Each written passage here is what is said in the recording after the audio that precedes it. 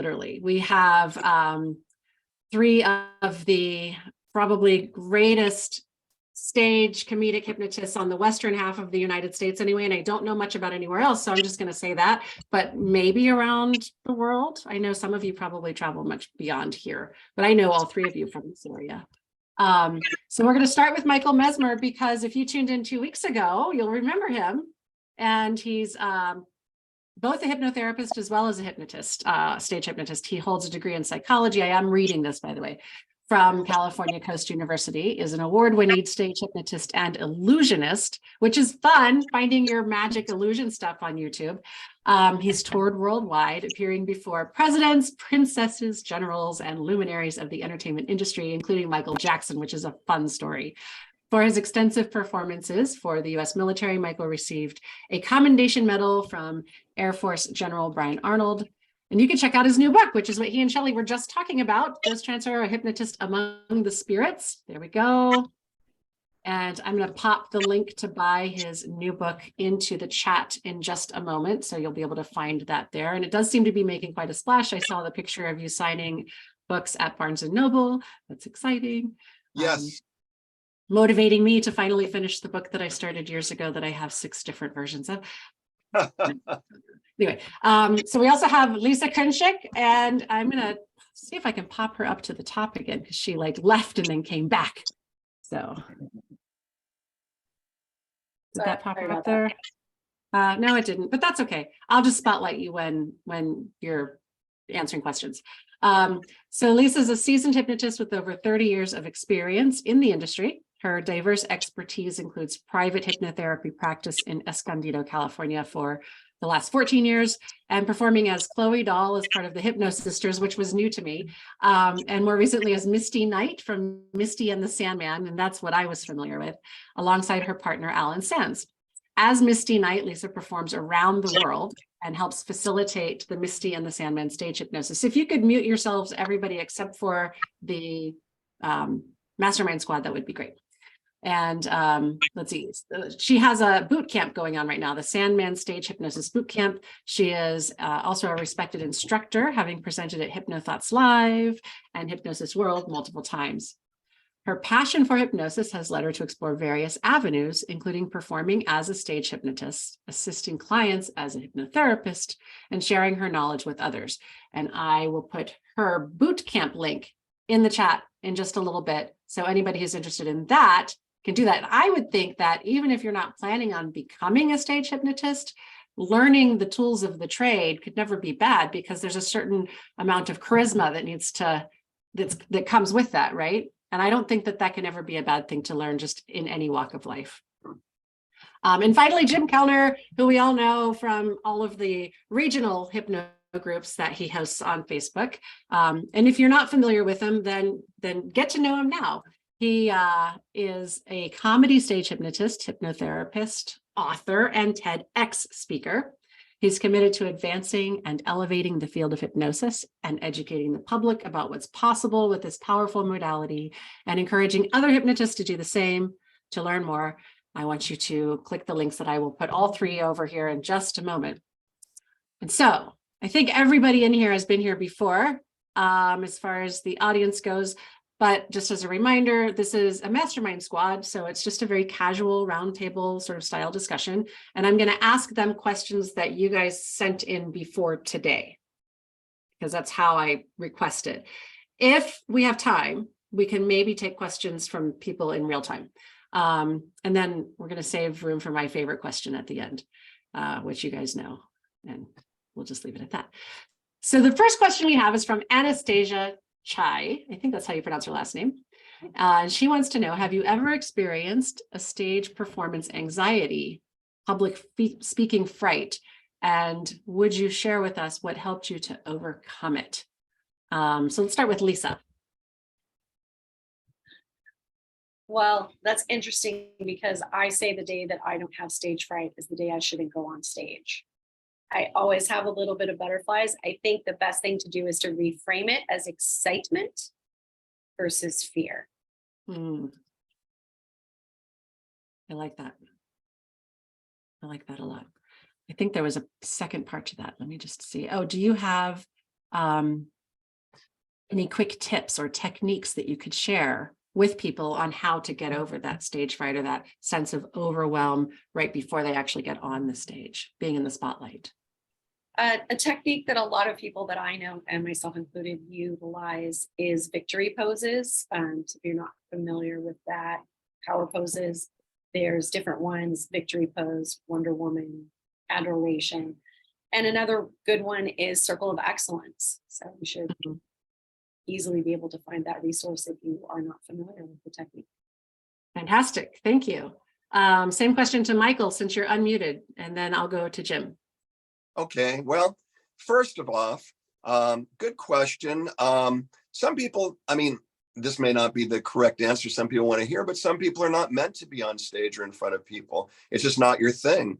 Not everybody's meant to be up on a stage. Not everybody's meant. It seems today we have so many people getting into doing stage hypnotism, and it's not their thing really, although maybe they're motivated by the money. But truthfully, some people just aren't meant to be on stage, and that's okay. Some people are meant to be therapists working one-on-one, and stage hypnotists, some can't do that. So don't feel bad if you're not natural at getting on stage. If you do want to learn that, then I would say the best way to do it is to build some background, starting with taking theatrical classes and going to junior college and taking theater classes, working on productions, learning how to actually become a professional entertainer.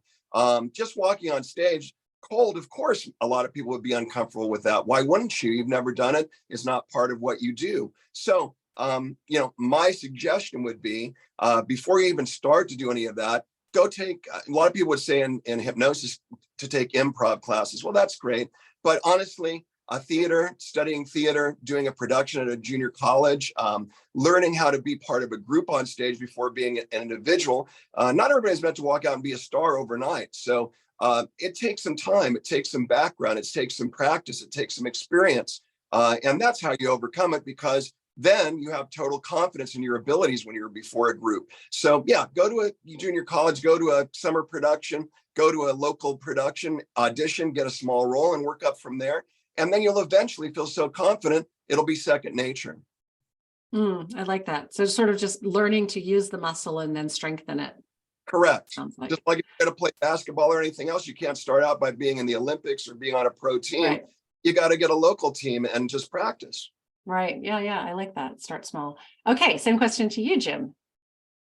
I agree with both Lisa and Michael. And I think one of the things that I find troubling in our with folks that want to do stage hypnosis, for instance, when I did stand up, it was stand up, but is they think that we have some kind of superpowers. Because what I hear is, well, I'm not like you, In fact, I had a friend of mine who did his first stage show, and I asked him how it went, and he goes, "Oh, I'm not like you guys." I was terrified. I'm like, dude, same here.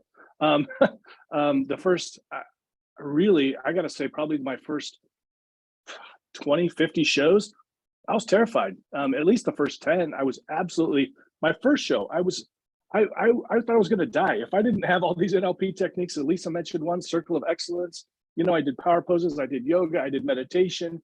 And I still was, and I had been an actor for 20 years. I had been a comedian for 10 years. It's a different thing. And, I love what Michael said. And this is one of the frustrating things that I find. A lot of times when people will ask me, I tell them the same thing Michael does. I say, well, go take some acting classes, go take some improv, maybe even go do stand-up, go to an open mic, get yourself up on stage. And I got to tell you, nearly every single time people will tell me, oh, I feel really comfortable on stage. And I'm like, I doubt it. And you'll be hard pressed to find a professional entertainer that goes, oh, I've been on stage plenty of times, I don't need any more stage experience. So just understand that, like Michael said, it's a muscle. You got to grow that muscle. And like Lisa said, we most of us feel that apprehension. The only difference between us and you is we actually just followed through, and we just felt the fear and we did it anyway. Right. Yeah, I like that. Feel the fear and do it anyway. Because the fear is not actually dictating that you take action. It's just saying, hey, are you sure you want to take the action? And you can say, I got this. I will add that some people are born to show business, including myself and Lisa's partner, Alan. We were lifelong entertainers. And so it's a little hard sometimes for me to kind of take myself back to that moment. But really, I think it was all the training through the years that really led me to be able to be, to me, it's just being like in my living room when I'm on stage. You know, something that I can't remember who said it, maybe it was Lisa.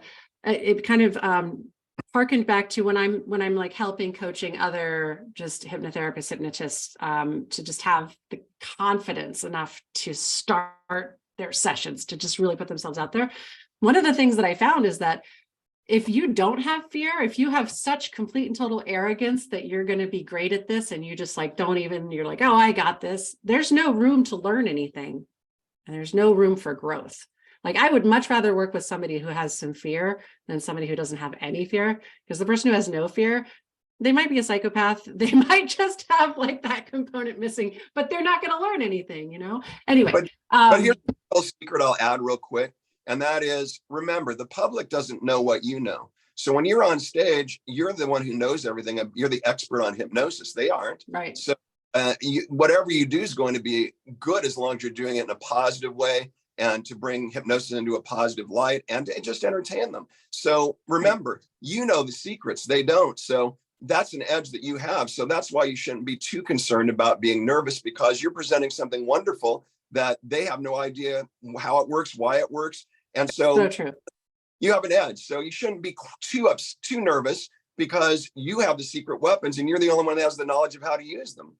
Yeah, Mike Mandel once said, as long as you're the expert. And what does that mean? That just means knowing more than everybody else in the room. Right. That's right. it. So if you know just this much more, you're still the expert. Right? That's it. Okay, so this is from Ren. And I don't think she's here today. It doesn't look like it, but she'll be able to watch this later because it's going to be in the Facebook group and YouTube. So she wants to know whether or not you guys have any interesting tips for hypnotherapists who work online, like doing group type things. And then the second part of that was, do you have any favorite stress release techniques that you might use in a group type setting?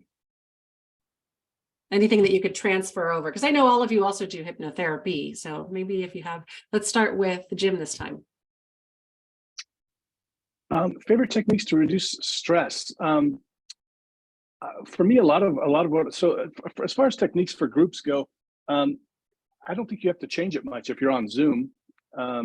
When I'm doing a stage show, of course, or even just a demonstration at a talk, I will be a little more dramatic because that's what people expect, and that's going to make it more fun. But I don't necessarily do much different if I'm just doing a group hypnosis like online or something. For stress techniques, I think one of the things for me, I think that mindfulness is one of the things that helped me the most, and I always recommend Richard Nongard's talk on mindfulness, his TEDx. I think it was marvelous. And so that, and then for me also, like a lot of times I think it's about awareness and understanding, for example, I think part of it is just education, because I tell people, I had an experience where I was sitting in traffic with a friend and she was driving and it was terrible traffic and I was getting stressed even as the passenger, and she was completely calm. And it kind of blew me away, because it was in that moment I realized I don't have to be stressed in this situation. And so just understanding that those situations that we may find stressful, we don't have to. We think it's a universal. Everybody gets stressed in traffic. That's not true. And so I float above the red. That's what I call it. I just float above the red. The red being the stress. That's just my color for stress. Okay, thank you. Thank you so much. Lisa, same question as far as like translating from what you do in comedy stage hypnosis to a group setting, if you have any tips, tricks, whatever, to help the group to deal with stress release techniques and just anything working online with a group. Okay. So I do have a stress relief technique that I actually learned when I first learned hypnosis. My hypnosis mentor taught me this because he was very stressed out about having to take a test. And so what he had me do was make a fist and put all of my stress and tension in there. Just hold it like until you're shaking. Like hold it and focus all that stress into that area. And then when you let go, just let go of all the stress. Beautiful. So that's useful for a group, I would think, and even for yourself. I haven't done group sessions on Zoom. I have done one-on-one clients on Zoom, of course, the pandemic. Right. So it really isn't my forte. It is Jim's forte. He actually teaches people how to take their practice online if they wanted to do clinical work online. And as far as doing stage hypnosis online, 10 out of 10 do not recommend. Okay, good to know. 10 out of 10 do not. I'm going to go to the next question, but with Michael, which is, do you have any funny fail stories from when you first started? And you might not, because you were raised in, show business, but do you have any just funny, like, failure stories from your early stage hypnosis days? Well, I'm sorry that we skipped me answering that question, because totally different. Okay. Answer. Okay, we can go back to that. I just thought that we got like kind of a well-rounded thing, but yeah, go ahead, answer the group. Yeah, and first I'll say, though, I don't believe in the word fail, but I'll go back to that. So anyway, as far as how it applies to doing online, you bring all your abilities theatrically with you. I can't tell you how many times I've watched now, you watch events online and people don't have a proper background. People don't, a setting.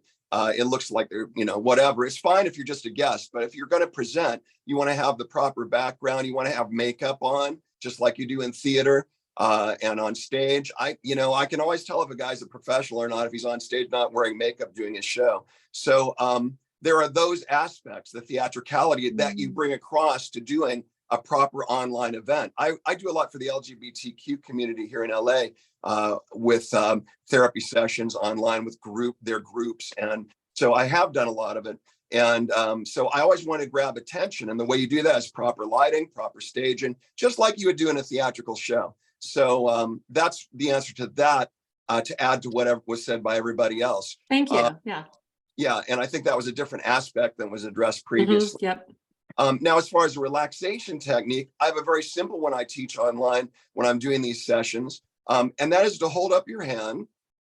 And everybody can do it if they want, but you hold up your hand and I have you close your eyes, and then I have you visualize the tips of your fingers. And once and I tell people you can do this if you're at work, you can go in a stall in the bathroom and do this and get a power relaxation if you have under stress, because you want to stop that reaction, that chemical reaction that you get from negative activity, because if you don't, it will ruin your whole day or maybe week. So I have them hold up their arm, and then I have them visualize with their eyes closed the tips of their fingers. Then I have them visualize a cool feeling in the tips of those fingers. Then I have them visualize it dropping down to their palms and visualize how cool their palms getting. Then dropping down their arms to their elbows, etc. And once it gets up to the shoulder, it spreads along the body. And then I have them open their eyes. And I say, you can use this technique anywhere you want, anytime you want, in a private stall in the bathroom or in your car. And in doing so, you can stop those negative chemical reactions. So that's a very simple technique, but a very powerful technique that I use quite a bit online. Perfect. Thank you. Yeah. And actually, I love that if your fingers are already up, they're going to start to lose circulation anyway. So it's got a built-in, convincer. Of course. Well, that's all about it. You have to do those things that are going to give you the edge when you're online in particular, because you're physically touch them. So you're physically touch them by knowing the physiology and working with that along with suggestion. So, yeah. Now, as far as the fail, she actually put fail in quotation marks, because I don't think that Ren actually believes in failure either in that sense, but that's what she wanted to just get that kind of that story from you. But it's sort of like Yoda, do or do not, there is no try. That's pretty much what so you're either doing or you're not doing it. I don't believe in the word hope. I think that's a fail word. I don't believe in try. That's a fail word. You're either doing it or you're not. If you're doing it, no matter if you fall back a bit or move forward, you're learning from the experience. So there is no fail. There's only moving ahead one way or another. And you may have not get to your maximum, but you're going to learn from that experience. Hopefully, you're going to be open to learning. And in doing so, you're moving ahead at all times. So you're never failing. You're never backpedaling. You're always moving forward. But as far as a funny thing on stage, I guess one time, I don't know if I mentioned this in our last talk, maybe I did, maybe people asked, but did I talk about when I was doing a fair and about the animals. I don't think so. Oh, yes, you did. Yes, you did. Yeah. Okay. Well, then if not that one, I will say an interesting thing that happened to me, and it wasn't a fail by any chance, but it was a challenge. I was on Southwest Airlines one time back when they had the seats that faced each other, and a lady in front was getting very, very sick because we were going through lightning storms in Dallas. And so I told the flight attendant, look, if you want me to go up and work with her, I can. I'm a hypnotherapist. And so she went and talked to the husband and wife. They were facing each other. And I said, if he can give me a seat, I can help her. So I spent she had the rag, she had the bag, she was white. And I spent about 4 or 5 minutes in this rough thing doing an introduction with suggestions about everything in the plane working perfectly, because every movement meant that everything was working perfectly.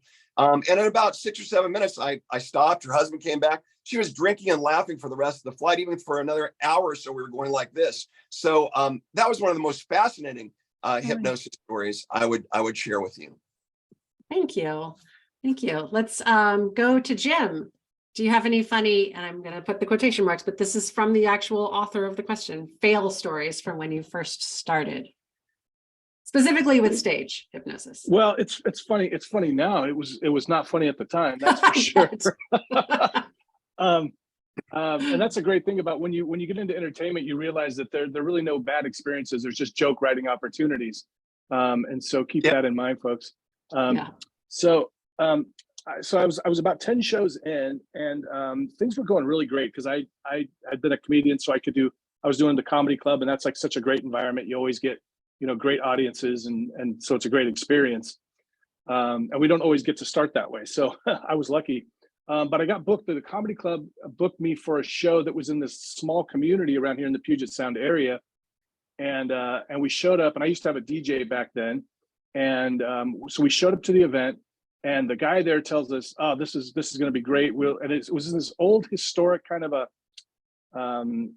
auditorium for a school, and it was really beautiful. I was like, "Oh, this," and the stage was this old 50s or 60s. I was like, "Oh, this is going to look great on my demo," And he says, "Oh yeah, last year we had like 300 people. Everybody in town shows up for these things." And I was like, it was like their normal comedy night. Like, "Oh, this is going to be great." And so there's a couple of comedians going to open for me. And so we're waiting, and like nobody's showing up. And I'm sweating it, because when you're a stage hypnotist, well, any entertainer, you want the more people you have, the better. That's the way it goes. People ask you, they'll go, "Aren't you afraid to, appear in front of 1,000 people?" Hell no, I'm afraid to appear in front of 10. That's the way that works. And so we're getting there, and this group of like 7 older folks, and I mean older folks, show up, and they sit right up front at this table on the left, and then we have a couple of people kind of in the audience. All in all, we had like 9 people, and they were spread out in this auditorium. Nobody told them to sit up close. And I'm telling the guy, I'm like, "Hey, at least can you get these people to come forward? Ask them to sit closer to the stage."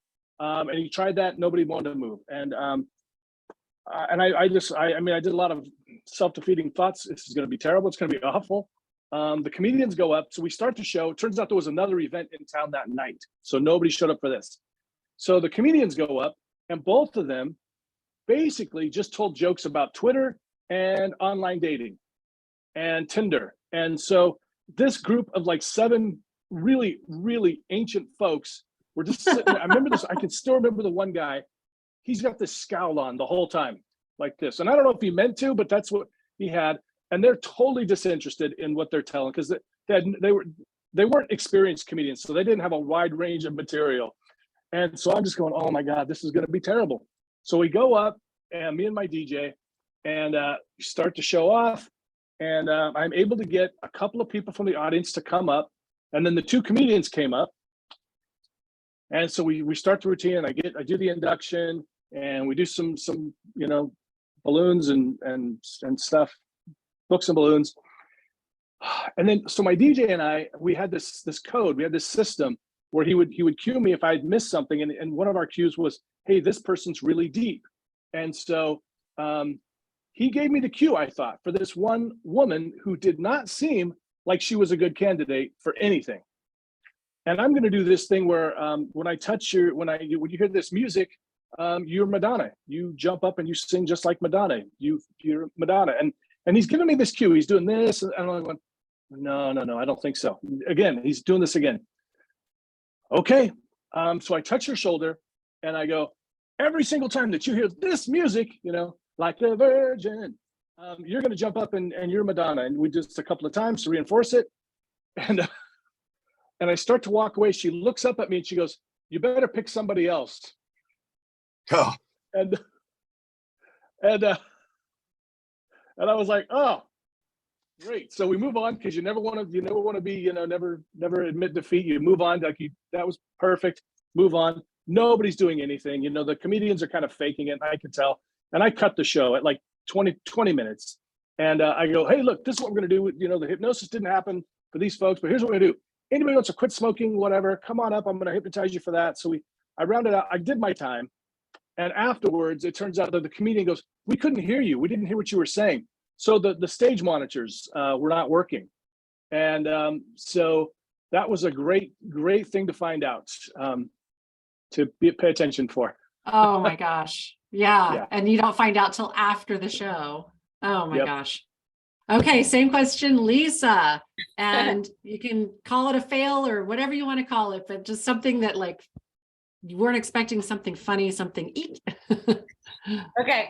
So yes, unexpected things happen. That's what we do hypnosis for, right? We want them to do something unexpected. But we were doing a fair.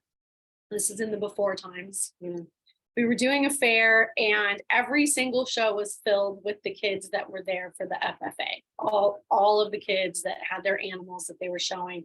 They had nothing else to do all day, so they came to every single show. So we're doing a show and the kid is just out on stage. He's like, whoa. His brother comes right up on the stage, gets in front of his face and starts screaming, Mom says you have to go milk the cow now. Like, what? Like, no, like, hey, psst, psst, can you, I need him, So I said, okay. And then I woke that young man up and sent him on his way. But yeah, Mom says, you have to go milk. He was screaming, like, Mom says you have to go milk the cow now. So that was. He became part of the show. Yeah, I was like, what? That's great. That's great. Thank you. Okay, let's see. The next question comes from Cynthia Curry. And since I've already got Lisa up, we'll ask her. She wants to know, do you have to dial down your stage persona for your one-to-one clients? And how do you shift back and forth between the two? And then also second part was, if you started with stage hypnosis, did you find were you nervous going into doing therapy work or vice versa? Let me address that first. So I've been doing hypnosis or studying hypnosis for 40 years. I took my first certification in 1986. So I've been at this a while. And if you've met me in person, you probably find that hard to believe. So when I got out of hypnosis training, I did what you did back then and got business cards, put up a shingle, got an office, and people did start calling. They wanted to come in, and then they would show up for their appointment. They would look at me and they'd go, you can't help me. You're 12. I was not 12. And it was very frustrating. So I went to my mentor and I said, this is really frustrating. I've spent a lot of time, a lot of energy learning how to do this, and nobody wants to actually be my client. I did have a few childbirthing clients. They didn't care, which was interesting. So he suggested that I do stage hypnosis. Now, at that time, the only real stage hypnosis experiences that I was aware of was Dr. Dean and Pat Collins, and they worked in bars, and I did not want to do that. I was not interested in doing bar shows. It was not my scene. I had taken Orman McGill's stage hypnosis class, and then he said, okay, well, I'm going to be doing a class on stage hypnosis in like 2 weeks. You should come to this class. And I was like, okay. I went to the class. He showed us a video. That was the first thing. Showed us a video of some other hypnotist who was really, really technically awful. All the words were wrong. It was just, but he was getting results. Like the people were doing the things that he said. And I was like, what? And after the video, he said, does any, questions, comments, looked right at me and says, what do you think? And I said, I think that guy's a terrible hypnotist. He looked me right in my face because I stepped in it, and he goes, and you're not. And I was like, wow. Okay. Wow. I said, but I don't want to do bars. And he said, do house parties. So that's what I started doing. You said in the beginning that I have a practice for the last 14 years. That's not true. I started my practice after doing house parties. So I did house parties. And of course, that built my authority in the hypnosis world. And then people started asking me from these house parties if I could help them stop smoking, if I could help them lose weight and things like that. So I went back into the clinical world. I did my last house party in 1999. And I was already doing clinical at that time. And I did clinical for 14 years after that. I mean, during that time, but I no longer have a clinical practice. I am a full-time traveling stage hypnotist and other entertainment. And then there was another part to that question and I forgot. It was really just, do you have to dial down your stage persona for the one-to-one clients? Dialed down, I don't know. It is a persona, it is a character that I play on stage. I do not have that same persona. So if that's what you mean, yes, I don't do clinical hypnosis wearing a corset and an overskirt. Although, but why not, Lisa? That's a totally different clientele. I was going to say, I think there's quite a niche for that. Although if someone came up to me at a fair and they were in a lot of pain and they wanted to have, I had a woman come up, she was in the stage show. At the end of the show, we give the suggestion that you're going to have the best night's sleep of your life. She came back the next day and said, I had the best night's sleep I've had, and I can't even tell you how long. Doctors say there's nothing they can do for my pain. Can you hypnotize me? And of course, I'm wearing a corset and I was like, yeah, come in the green room. And I worked with her. So someone had mentioned to me before, it's not that I dial down for stage, it's that I dial up who I am as a hypnotist to get onto stage. That makes sense. Same question for Michael. Yeah, so I learned consecutively both for stage and hypnotherapy from Gil Boyne, as I mentioned last time we were here. But as far as when I'm doing therapy sessions, really I'm the same person. What you see is what you get. I do tone down my voice a little bit because I work at a doctor's office, so I can't be as loud as I normally am. But I'm the same person, the same dynamics, and I would recommend that those people that are doing therapy work on your voice. So many times that's one area that we don't really focus on because we're whispering. I hear a lot of hypnotherapists whisper or be very quiet, but truly dynamics in voice. I use 3 different voices actually when I'm doing hypnosis. So I have a voice during the induction. I have a voice when I'm doing suggestion. I do 3 different techniques. It's very complex in reality with what I do. And so I use it on stage, I use it in therapy, and it's very effective that way.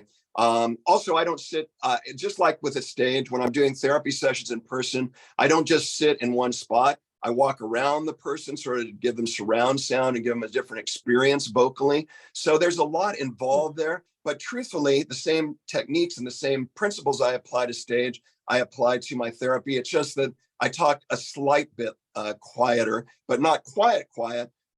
If you know anything about Gil Boyne, he was definitely not quiet when he was doing therapy, and neither am I. So it's pretty similar, just a slight bit volume down. But other than that, the techniques, the principles, they all are the same. And that's what I teach when I teach people hypnotherapy, how to do all of that, because you need a command of your voice to get the maximum effect out of clients. And what was the other question? I don't know if this one would apply to you, but did it make you nervous going from one to the other, stage to therapy or hypnotherapy to stage? I've always been a people person. And so for me, again, like with fail words, nervous doesn't exist. Right. Yeah. Okay. Same question to Jim. And thank you, Lisa. And thank you, Michael.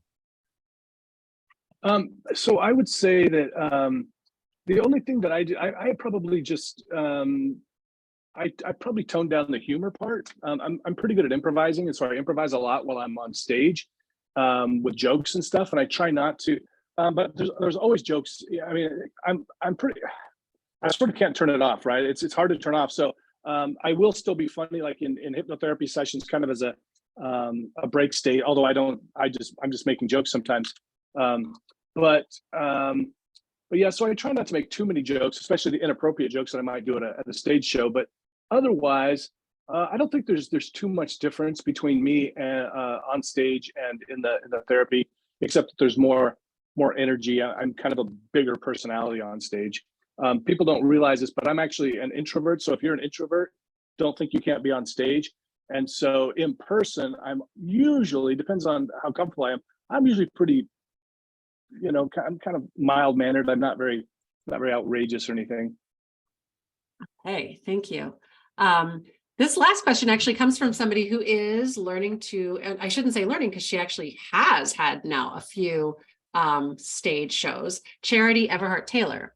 And she wants to know, since I've already got you, Jim, we'll start with you. What elements do you consider the most important for a show?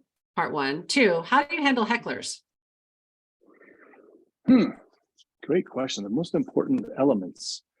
Well, I think that number one, there is no failure, like Michael said. So if somebody doesn't do what you told them to do, you move on. You might want to go back to them and try it again a couple of times, depending on the kind of a thing. But never let the audience see you fail. It's always you're just moving from one thing to the next. I do that in street hypnosis too. If I do finger magnets, they don't come together. Great, that's what I was expecting. Let's do this instead.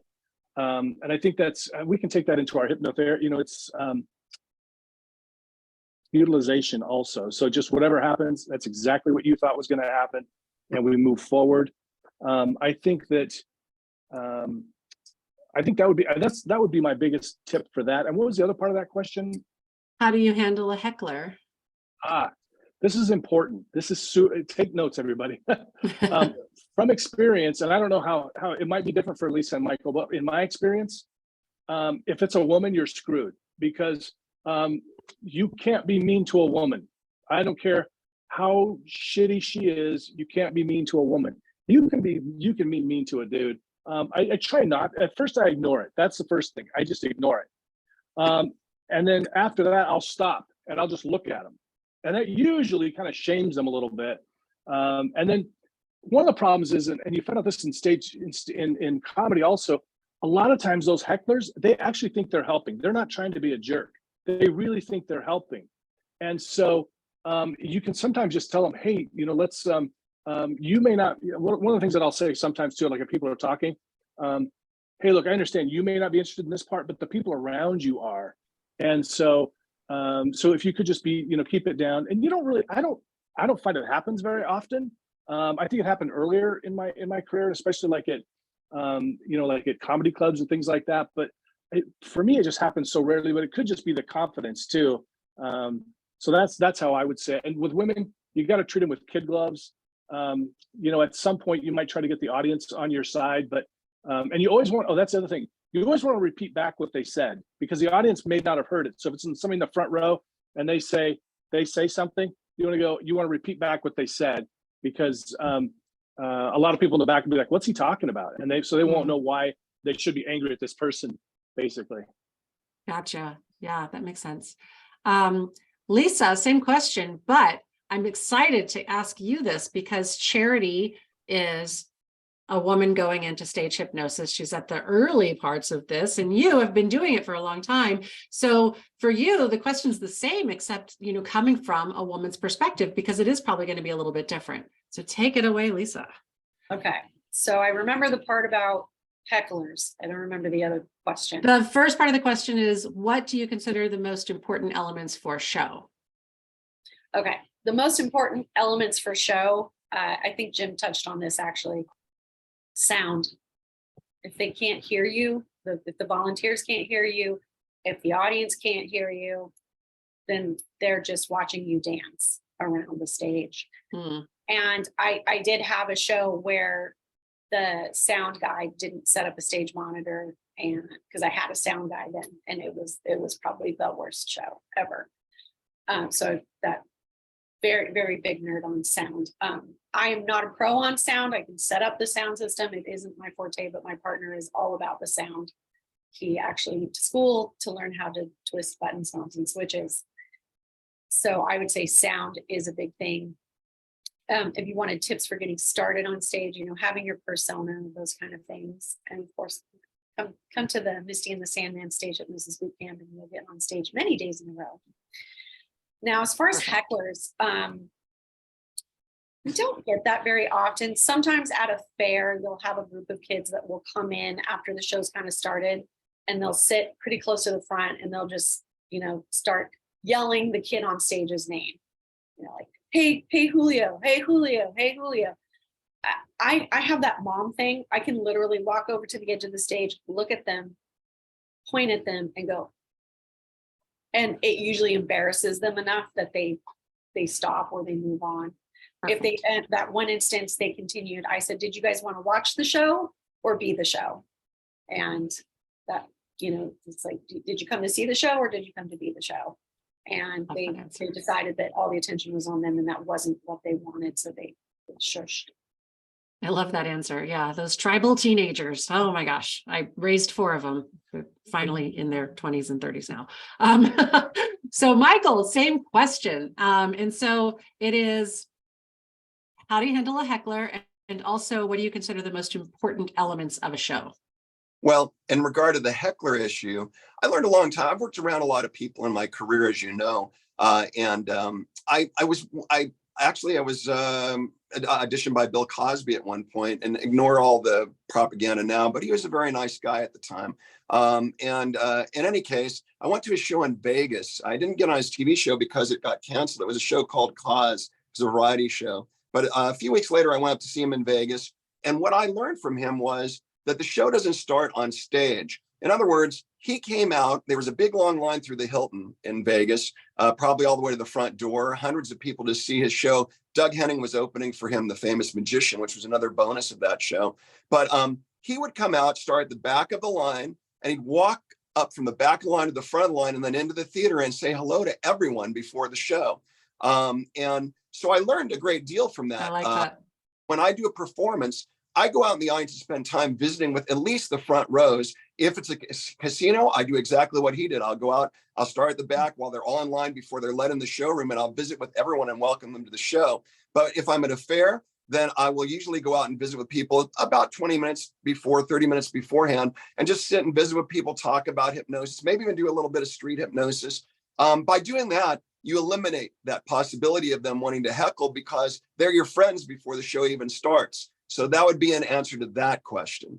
And I do it whether it's at a formal thing. I was at a show down in LA. Steve Wynn it was at a millionaire's house. I do the exact same thing. I walk around, visit with people beforehand. So it's a one-on-one thing. And then when you're on stage, everybody's with you already. You don't have to go over that hill. Then as far as the stage show, the most important thing, there are many, but beyond all this, the sound, lighting, staging, all that, which you should be aware of and you should deal with. And that's why you need theatrical training and show business background. But beyond that, the stage hypnosis show is a very complex performance compared to almost any other performance. And I'll explain why. When a singer comes out, they simply come out and sing to the audience. When a comedian comes out, they come out and do jokes to the audience. When you're doing a stage hypnosis show, you have a complex situation. One, you have to entertain the audience. 2, you have to entertain the people on stage that you're hypnotized. You have to keep them entertained and engaged. And 3, you have to get all of that mixed together. So there's, they have to entertain with you, the audience. So it's a very complex progression. And so you have to master that. You have to master being able to be alone on stage and be able to open the show and excite the imagination at that point, which is the key thing with hypnotherapy or stage shows, is exciting the imagination of the audience or your client. And then secondly, then you have to get them on stage and you actually train them to do the show in a very short time. So this is the only show where you cast it, perform it all in the same moment. It's a very complex performance, but as you learn how to do it, as you learn how to do those phases, entertain the audience, then entertain the people on stage while you're prepping them, then have them help you entertain the audience. Once you get that in your head and you get all those parts of it and make it work together, then you've got a great show. Yeah, wow. It's almost like you're the stage manager, the main actor, and the director all rolled into one, it You are, sounds you're, like. you Yeah, are, you're the that's a lot. casting, you're the casting agent, the director, the Yeah. choreographer. Everything. Yes. That's fantastic. Okay. Since I've already got you, what is the craziest or most unexpected or miraculous or something that happened in a stage show that you still just go like, wow, I can't believe that happened?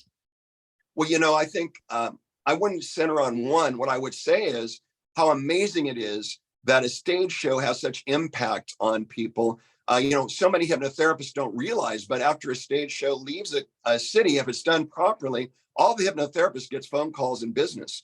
And it's a very positive thing. I would say that for me, it's the stories that I get post shows. People that were in the show, for instance, and I've had parents come up to me and they've said, my son was in your show, or my daughter was in your show a decade ago. They were always, introverted. They were not successful. And that confidence suggestion you gave them at the end of the show, now they became magna cum laude in college. And now they're successful in their career. And we really attribute it back to that stage performance and that time they had with you on stage and the confidence suggestion you gave them. So I never cease to be amazed. I'm hypnotizing people's grandkids now since I started. And I hypnotize them, their kids, and now their grandkids. And so it's amazing to hear these stories and how it's literally changed their lives. Because as I mentioned last time we were together, a good stage hypnosis show is like a group hypnotherapy session. And some people just want it to get that relief at the moment, the stress relief.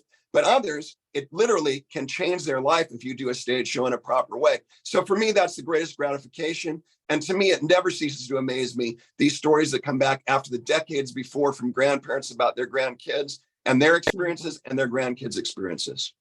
Thank you. Beautiful. And I had never considered that every time you guys come through my little southwestern part of Montana, that you're increasing like my clientele. So thank you. I don't know if Jim has ever been here, but I know Lisa has, and I know you have, Michael. So thank you so much. Thank you.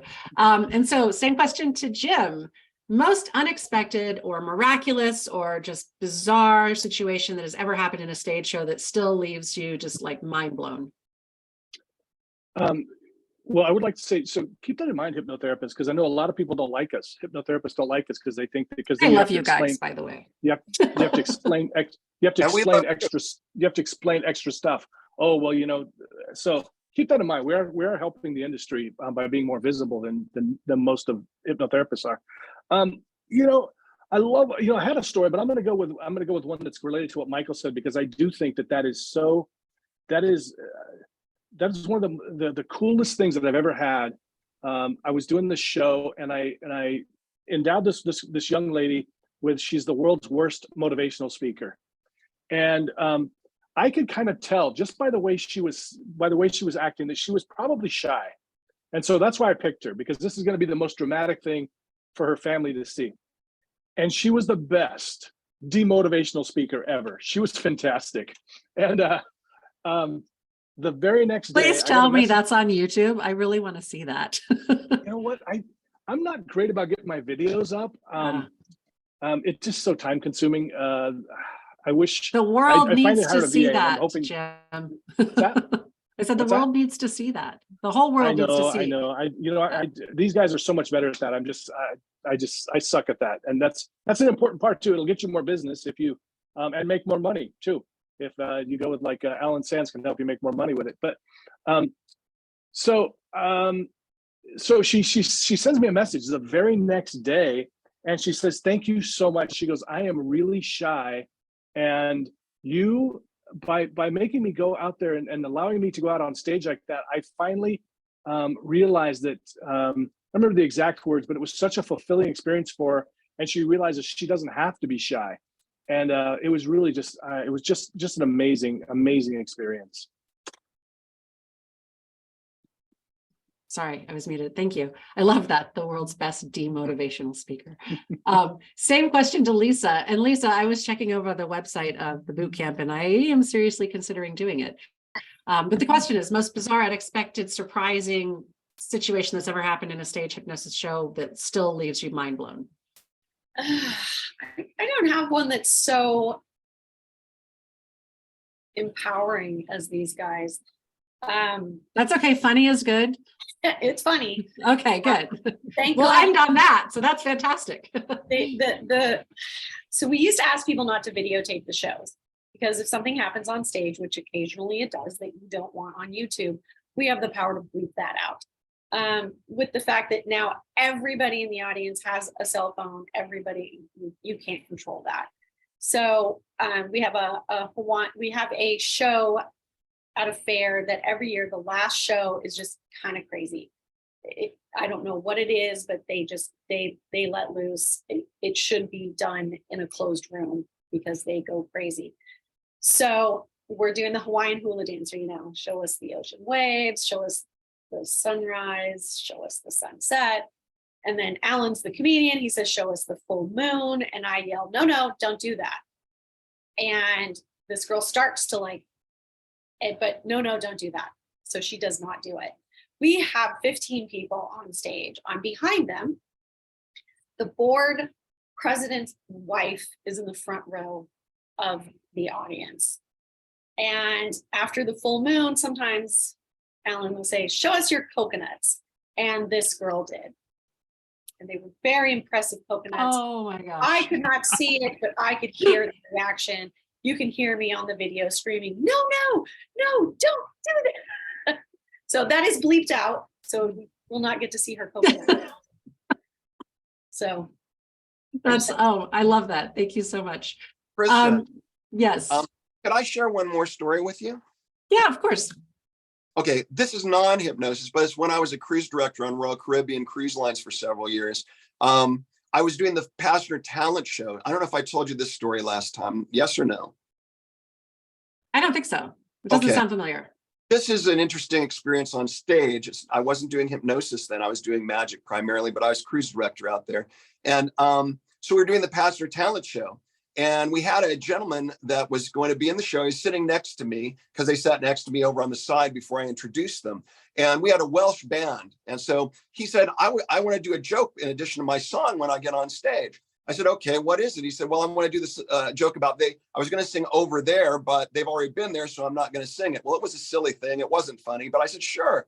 So I go out on stage. I introduce the gentleman. He walks out. I say, da-da-da-da, here he is. And he hits the spotlight.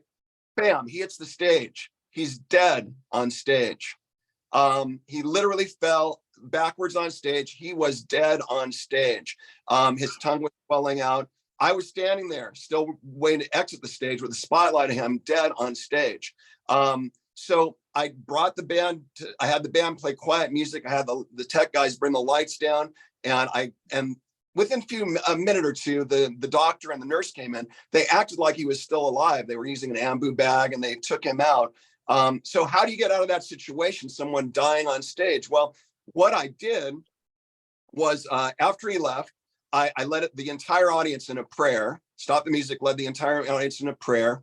Then after a little bit more time had passed, I said, look, we have about 8 more people over here. And I know that he was excited about being the show. I'm sure he would want them to have their opportunity on this once in a lifetime cruise. What do you feel about that? And everybody started applauding. We went back. And actually, a couple days later, his wife sent a letter to the cruise ship company, which is Royal Caribbean, and commended me on how I handled the situation that night. But here's the thing, follow-up. Next week, I'm in rehearsal for the Passenger Talent Show. And a little guy starts shuffling in to the rehearsal, little guy. And I say, oh, what are you going to do tonight? He said, well, I'm going to tell the joke about the snake with no pit to hiss in. And I said, oh, well, I know that joke. You don't have to rehearse. So he starts walking back in front of all the folks that are there to rehearse. And bam, he drops dead. This guy drops dead the second week in a row on the dance floor, right in front of everybody. So, Oh my gosh. Yeah. So I led everybody in the room in a prayer. You totally give a whole new meaning to the phrase, your show kills. Well, here's the thing. I did a prayer and all that, but here's the moral of the moral of the story. Never tell me a joke. Okay. Yeah. There we go. I will keep that in mind for the rest of my life. But that is a true story. I know very few entertainers that had a person die literally on stage and they had to deal with it. But that was 2 weeks in a row. And believe me, it freaked me out for the longest time. But that was quite an experience. Yeah. Wow. Thank you. Thank you for that. That's a great note to end on. Just So don't tell thank me you it's so no. much to, yeah, no, never. I haven't, I'm going to be very serious around you from now on. And that is it, Michael. That's it. Not even going to smile anymore. Just kidding. I don't think I can do that. Lisa, I do want to talk to you if you have a minute after this, because I'm totally interested in your boot camp. So I mean it. I don't think I'm going to ever become a stage hypnotist, but I think that it would be a great skill to have. And Jim, thank you so much for all of your expertise, and Michael, all of your expertise, your wonderful stories. All three of you are just fantastic. And I got to say, I was a little worried that we might not get along because, three big personalities, but you guys got along better than the one that we had a few months ago, and new audience members know exactly who I'm talking about. If you were here. Yeah. Ooh, I want to see that one. We almost came to blows a couple times in that one. But yeah, you can go back and find it in the feed. And I think it's also on the YouTube channel. Anyway, so thank you so much to everybody. We do these every single third Wednesday of the month. And then every first Wednesday of the month, we have a guest host spotlight. But the third Wednesday of the month, we have these fun masterminds, just these casual conversations where we get to know people and find out more, have the members' questions. And Ruthie, I see you have a question. Speaking of members' questions, take it away. Yes, thank you. Yes, Lisa, we wanted to ask you a question. This work class that you have for teaching stage hypnosis, do you do it online or is it in person? It is absolutely in person. It is not Okay. a class to teach you stage hypnosis. It is an experience to get you on stage. Okay. Oh, then I probably can't do it because you're in Wyoming, I think, right? We have 2 boot camps this year. One is in Fargo, North Dakota, and the other is in Centralia, Washington. Oh, okay. Well, I'm halfway between both, so. Oh, well. I'm further away, I so. know. She's in Italy. The Italian thank you. Riviera. Yes. Well, thank you to everyone. Thank Do we you. have any last questions before we sign off? We're a few minutes over, but I think we could take one more. Jim, yes, what would you like to say? I just want to add one more thing before we go. This is important for everybody if you're on stage, doing stage shows or speaking. And I think it makes so much sense what Michael said about having a theatrical background. If you don't, I think one of the things that I'm seeing as I'm working with people on this, watching their videos, is try not to turn your back on the audience if you can help it. And I see a lot of stage hypnotists do that, especially when they're kind of beginning. You want to keep your face out as much as possible. There are times when you can kind of cheat out, but try to let people see your face at all times, and as much as possible, the faces of your committee. Beautiful. Thank you. Thank you so much. And thank you to we had 10 people watching from Facebook at one point. Now there were 7, and the 15 people that came here. Thank you to everyone. And we'll see you in 2 weeks for the guest host spotlight, which I will be announcing next week. So, all right. Take care, everyone. Have a great rest of your day and week, and we'll see you in a couple of weeks. Bye for now. Everybody. Oh, Ghost Transfer. There you go. All the links are on the side here, and I'll pop them into the, I'm going to pop them into the feed too, just below this video. So It's been a pleasure being with y'all again. Have a great day. Bye, guys. Signing off.